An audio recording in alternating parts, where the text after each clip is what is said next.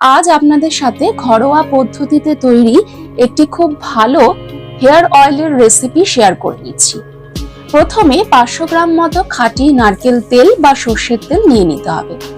তারপর এর মধ্যে একে একে কালো জিরে, মেথি, কালো তিল, লবঙ্গ, দারচিনি, তেজপাতা, কারি পাতা, তুলসী পাতা, পান পাতা, চা পাতা, জবা পাতা, অ্যালোভেরা, টুকরো করে নেওয়া আমলকি, কাঁচা হলুদ, জবা ফুল এগুলি ওই তেলের মধ্যে দিয়ে একদম ধিমে আঁচে তেলটাকে ভালো করে ফোটাতে হবে যতক্ষণ না ফেনা যাচ্ছে।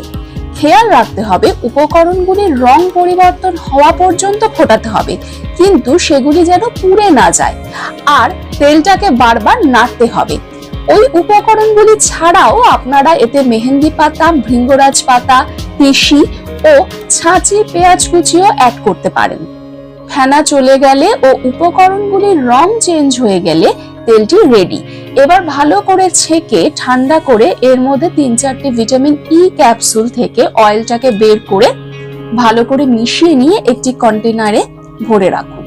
সপ্তাহে 2 থেকে 3 দিন শ্যাম্পু করার 5-6 ঘন্টা আগে অথবা আগের দিন রাতে এই তেলটি ভালো করে আপনার মাথা, স্ক্যাল্পে ও চুলে ধীরে ধীরে মেখে রেখে দিন।